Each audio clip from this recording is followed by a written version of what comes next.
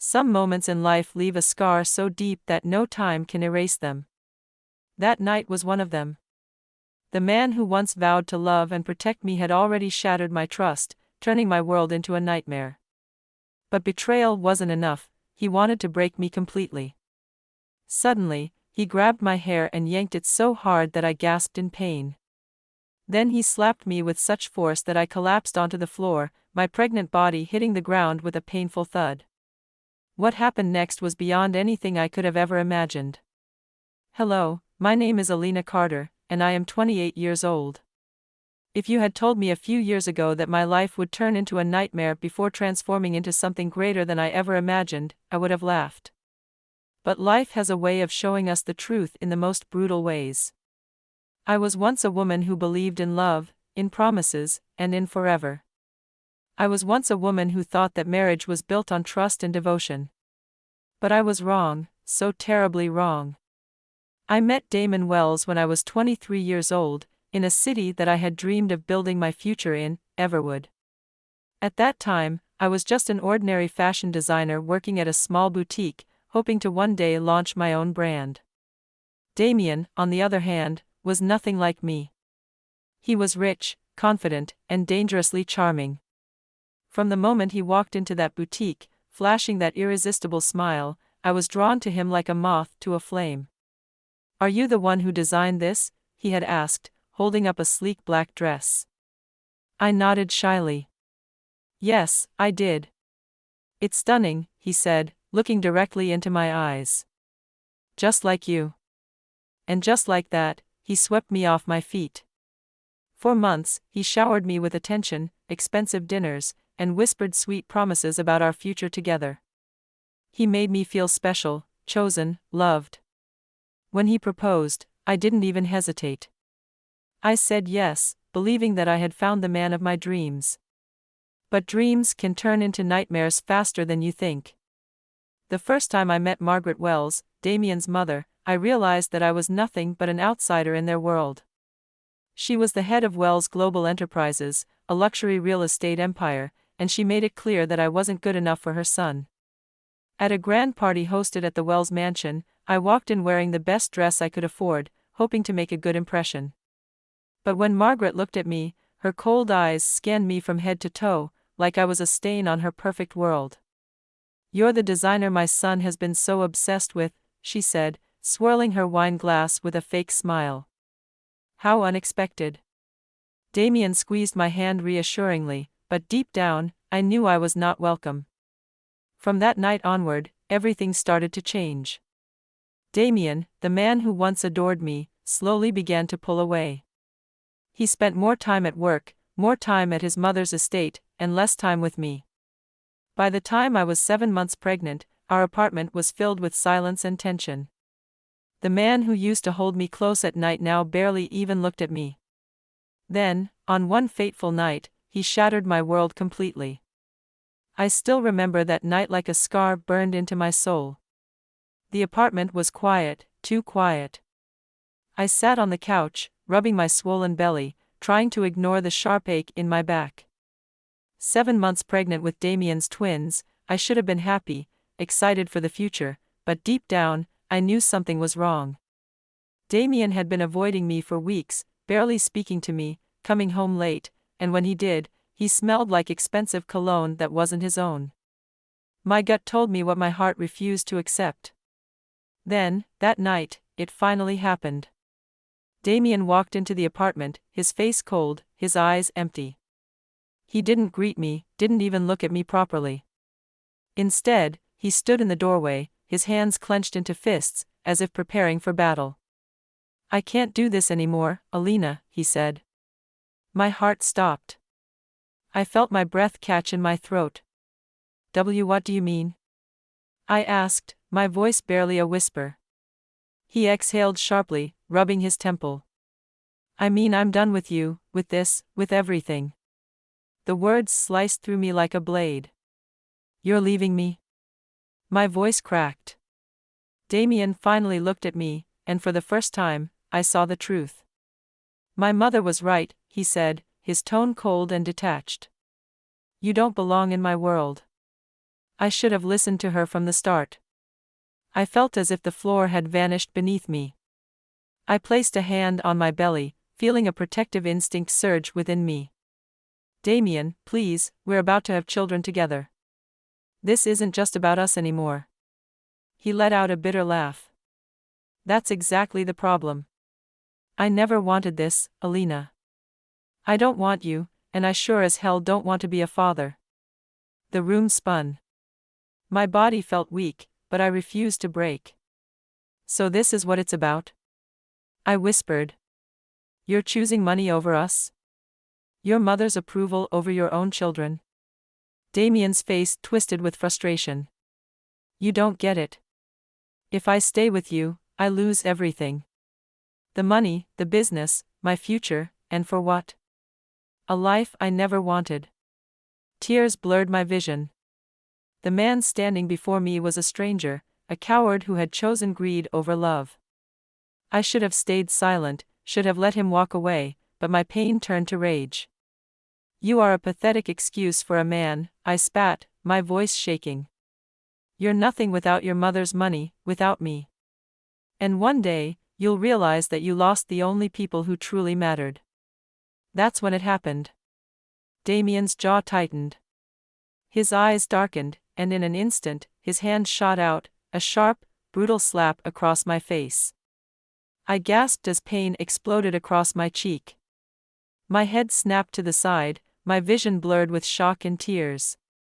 But before I could react, he grabbed a fistful of my hair and yanked it hard, forcing me to look at him.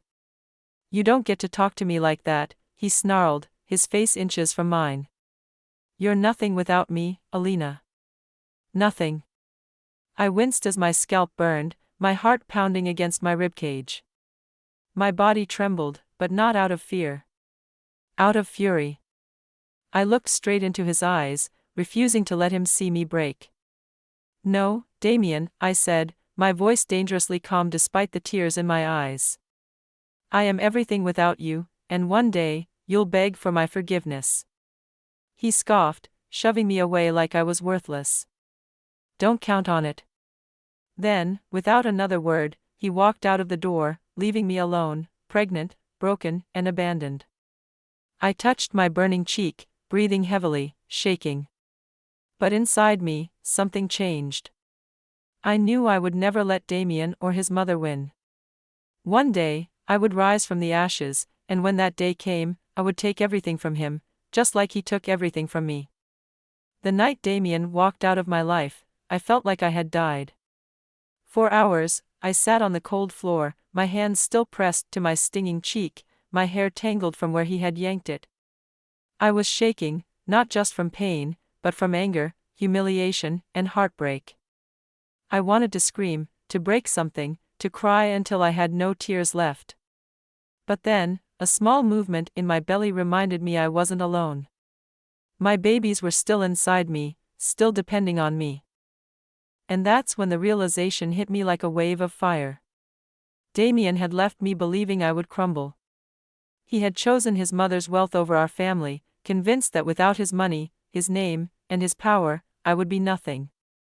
But he was wrong. I wasn't going to disappear. I was going to rise.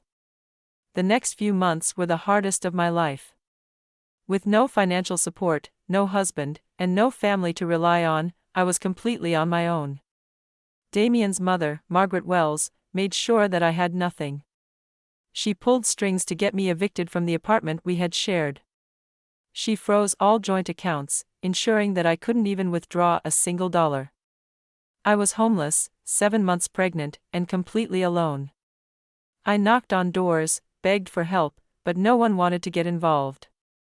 Damien's family had too much power, too much influence. If anyone helped me, they would face the Wells' wrath. I'm sorry, Alina, but I can't risk my business for this.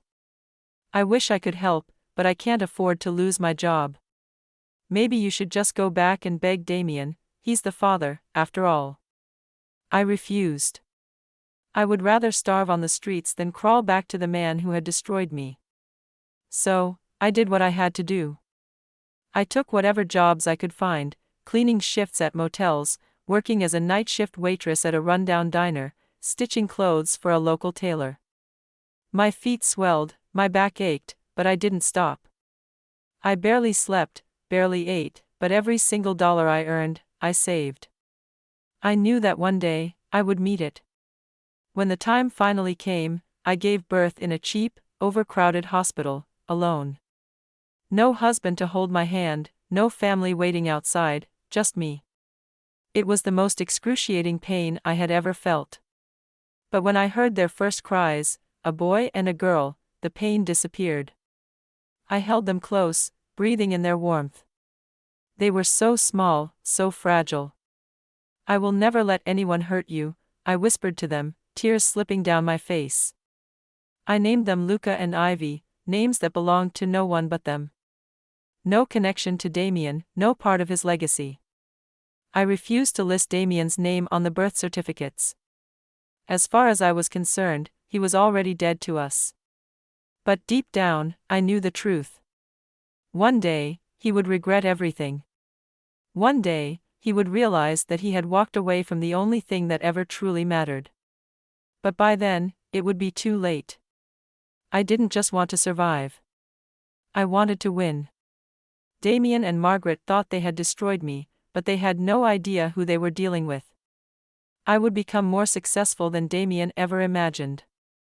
I would build something greater than his family's empire, and when the time was right, I would take everything from him. But I knew I couldn't do it overnight. I needed time. I needed a plan. And that's when I realized I had one skill Damien's family had never taken seriously: fashion. I had spent years designing dresses, working in boutiques, dreaming of having my own label.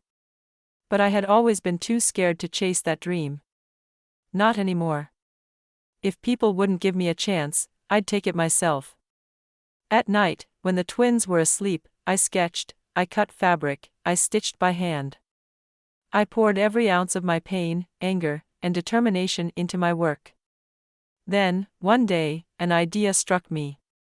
A high-profile charity gala was coming up, one hosted by some of the richest families in the city, including the Wells family.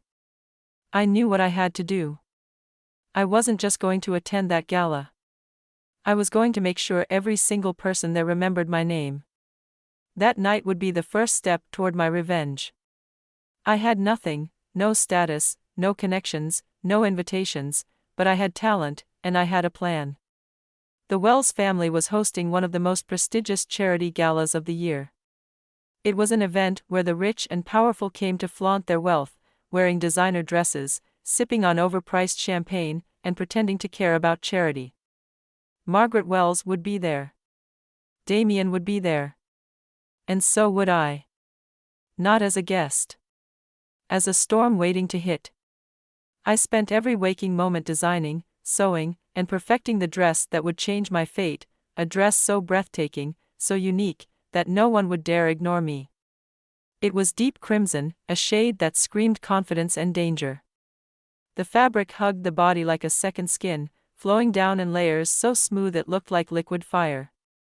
The open-back design revealed just enough to be bold, yet elegant, while a delicate silver thread wove across the fabric like lightning streaking through a stormy sky. "If they won't give me a seat at their table," I muttered, running my fingers over the final stitches, "then I'll burn the whole damn table down." The night of the gala, I arrived without an invitation. No one noticed me at first. I was just another woman stepping out of a cab, my heels clicking against the marble pavement as I made my way up the grand staircase. But then they saw the dress. The moment I stepped inside, heads turned. Women gasped. Men stared. Whispers spread through the crowd like wildfire. "Who is she? That dress. It's stunning. I've never seen anything like it before." I walked with purpose, my chin held high, pretending like I belonged there, because tonight, I did. And then my eyes locked onto Margaret and Damien Wells. They were at the center of the room, surrounded by their elite circle. Margaret, as always, looked composed, sipping her wine like a queen overlooking her kingdom. Damien stood beside her, looking as polished and powerful as ever. But when his gaze met mine, he froze. For the first time since he had left me broken and pregnant, Damian Wells looked at me and saw something he never expected. I wasn't the helpless woman he had abandoned. I was fire. I was power. I was his biggest mistake. Damian's mouth parted slightly, shock flickering in his eyes. I smiled a slow, knowing smile. He took a step forward, as if needing to confirm that I was real. Alina? His voice was barely above a whisper. Margaret followed his gaze. Her usual expression of arrogance faded into something unreadable. She studied me, her eyes narrowing as if she were piecing together a puzzle she hadn't realized was missing. You shouldn't be here, Margaret finally said, her voice as sharp as glass. I took a sip of the champagne I had just lifted from a passing waiter's tray, savoring the moment. Oh, but I should, I replied smoothly. You see, Margaret, I belong here more than you know. Margaret's lips pressed into a thin line. You're nobody. I laughed softly. Not for long. And that was the truth. Because this night wasn't about revenge yet. This night was about making sure the world knew my name. Before Margaret or Damian could say another word, a woman approached me, a socialite with connections in the fashion industry. Darl. That dress is exquisite. Who designed it? I smiled. I did. She gasped. You're a designer? Do you have a label? Not yet, I said, sipping my champagne. But I will soon. And just like that, the first step of my plan was in motion. Margaret and Damian could only watch as I was pulled into conversation after conversation, as people begged to know where they could buy my designs. That night, I left the gala with more than just attention. I left with my first real opportunity. As I walked past Damian one last time, I leaned in just enough to whisper, "This is only the beginning." Then, without looking back, I disappeared into the night, leaving him standing there, watching me go, just like he had once done to me. Only this time, I was the one holding all the power. The night of the gala had changed everything. I wasn't just the ex-wife Damian abandoned anymore. I was a name people wanted to know. By the next morning, my phone wouldn't stop ringing. Designers, journalists, and socialites were all asking the same thing: who is Alina Carter? And I made sure they got their answer. With the money I had saved from working endless shifts and the contacts I made at the gala, I took my biggest risk yet. I launched my own fashion brand, Carter Noir. It started as a small online boutique, showcasing a handful of exclusive, handcrafted designs. Each dress carried the same bold, striking elegance as the one I had worn that night. A dress should not just be worn, it should make the wearer unforgettable. That was my motto. Within just 6 months, Carter Noir went viral. Hollywood stylists started reaching out, models wanted to wear my pieces, and luxury magazines began featuring my work. Suddenly, I was no longer just a fashion designer. I was a threat. While I was rising, Damian was falling. Wells Global Enterprises, once an untouchable empire, was bleeding money. Bad investments, a failing economy, and worst of all, Margaret's iron-fisted control was suffocating the company. I kept my eye on the news, watching as Damian and his mother struggled to keep their business afloat. Wells Global is facing severe financial losses. Investors are pulling out due to poor management. The once mighty real estate empire is now on the brink of collapse. Every headline made me smile. But I wasn't done yet. I didn't just want to watch Damian suffer. I wanted to be the reason he lost everything. So, I made my move. I used silent investors, people who believed in my vision, to start buying shares in Wells Global. Little by little, I took control, ensuring that my name never appeared in the records until the day came when I owned the majority of shares. And that's when I received the official invitation to the Wells Global board meeting. The very company that threw me away was now in my hands. And it was time for Damian and Margaret to find out the hard way. I arrived at Wells Global's headquarters in a black power suit, my heels clicking against the marble floors. Executives, shareholders, and board members filled the massive conference room, murmuring about the company's downfall. At the head of the table sat Margaret, her usual cold confidence beginning to crack. Beside her was Damien, the man who once thought I was beneath him. But today, I was above them all. I walked in, every eye in the room turning toward me. Then, I placed a folder on the table. As of today, I own the majority of shares in Wells Global Enterprises. Silence. Damien's face went pale. Margaret's lips parted slightly in disbelief. "No, this is a mistake," she said, flipping through the documents with shaking hands. This is impossible." I leaned in slightly, my voice calm but sharp. "The mistake was underestimating me. Alina." Damien finally spoke, his voice strained. "You did all of this?" I met his gaze, and for the first time in years, I felt nothing for him, no pain, no regret, no love. Only satisfaction. "I built something from nothing, Damien. While you were busy protecting your mother's empire, I was creating my own." His 2 of 2. ChatGPT said. Hands clenched into fists. "You can't do this." I smirked. "I already did." And then I delivered the final blow. "As the new majority shareholder, my first official act is to remove both you and Margaret from your positions." Damien shot up from his chair, rage flashing in his eyes. "You can't just." My palm connected with his cheek so hard that the sound echoed in the silent boardroom. Damien staggered back, his face burning red from both the impact and the humiliation. Before he could recover, I grabbed his collar, yanked him closer, and whispered so only he could hear, "This is for the night you hit me. For the night you pulled my hair and left me to suffer alone." I let him go, watching as he struggled to process what had just happened. Then, I turned to Margaret. She looked at me with pure hatred, but there was something else in her eyes, too, fear. Because she knew I had taken everything from them, and there was nothing she could do to stop me. Without another word, I turned on my heel and walked out of the boardroom, leaving Damien and Margaret in the ruins of the empire they had once ruled. That night, when I arrived home, Luca and Ivy ran into my arms. "Mommy, did you win?" Ivy asked, looking up at me with bright, innocent eyes. I smiled, brushing her soft curls back. "Yes, sweetheart," I whispered. "I won." Because revenge wasn't about ruining Damien's life. It was about building one so powerful, so successful, that he no longer had the ability to define me. I had risen, and I had done it without him. Thank you for being a part of this journey. If you enjoyed the story, don't forget to like, leave a comment, and subscribe for more engaging content. Your support means the world, and there's so much more to come. Stay tuned for the next exciting story.